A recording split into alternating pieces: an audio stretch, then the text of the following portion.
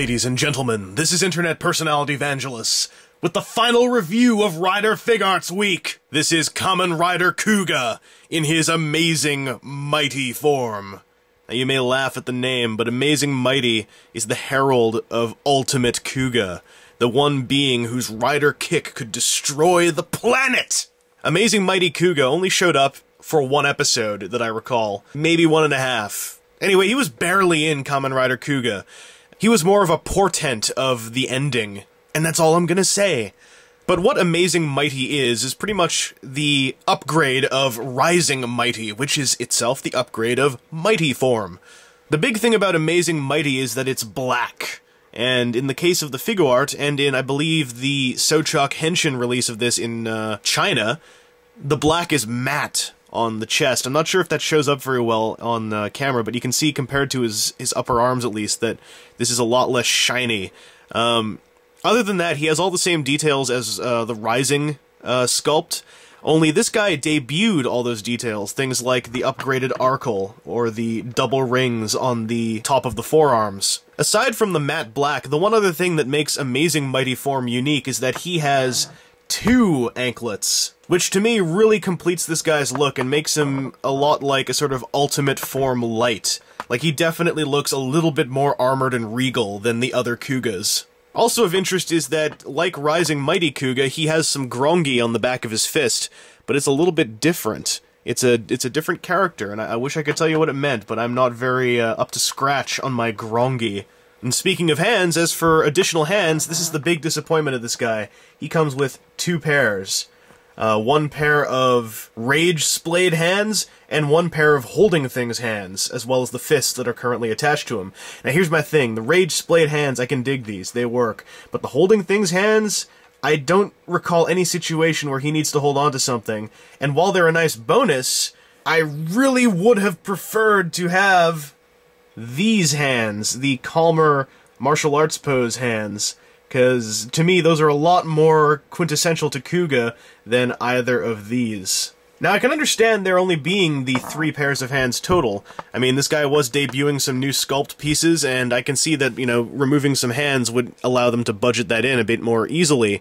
Thing is, I really wish that those Holding Things hands weren't the ones that they chose to keep in, because they're okay as calm open hands, but I really preferred those martial arts posy hands. Speaking of comparisons, let's do a quick comparison of the knuckle grongi alphabet lettering between Amazing Mighty and Rising Mighty, so you guys can get a look at what those 2 symbols are.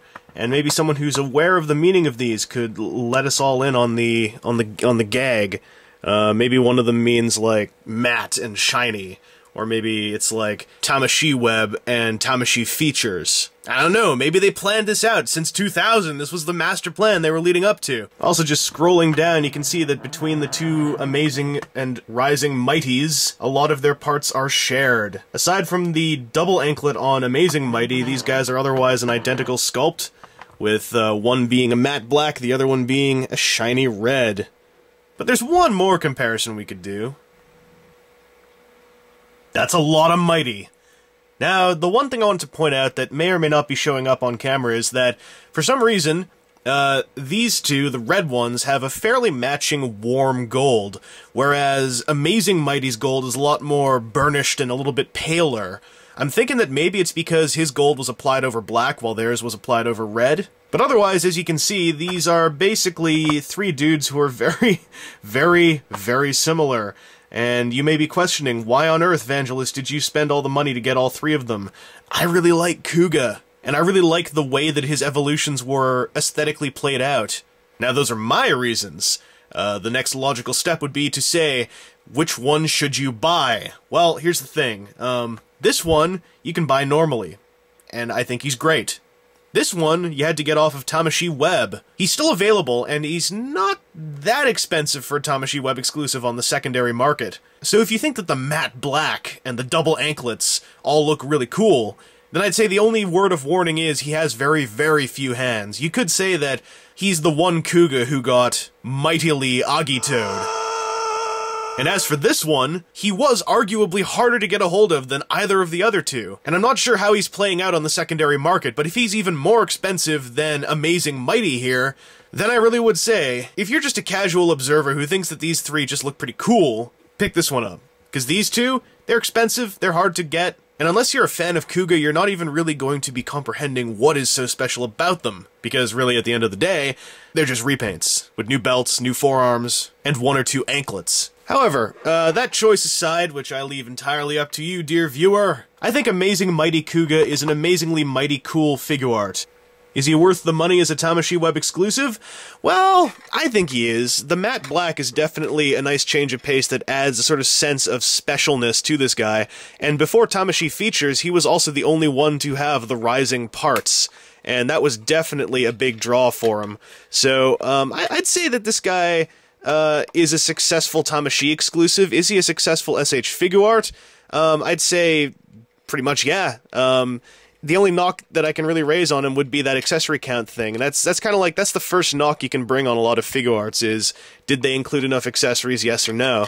And in the case of this guy, kinda no. So that's a bit of a downside, but other than that, if you want the badass near ultimate Kuuga, this is definitely the place to be. Thing is, I've also been hearing that Ultimate Kuuga himself may be getting a mass release come June or July, and Ultimate Kuuga is a lot cooler than this guy. So this dude's draw is getting more and more limited and more based on who remembers him from the show. So if you think this looks cool, I'd say shop around and see what you find. And if you can get a hold of him for about 60 or 50 bucks or less, do it. Anyway, this has been Internet Personality Vangelus, and that's Rider Figuarts Week. I'll be delivering a vlog to epilogue this little experiment of mine, so for now, let's end the review with the rider kick that could destroy a city. Get out of the way! It's coming! It's coming!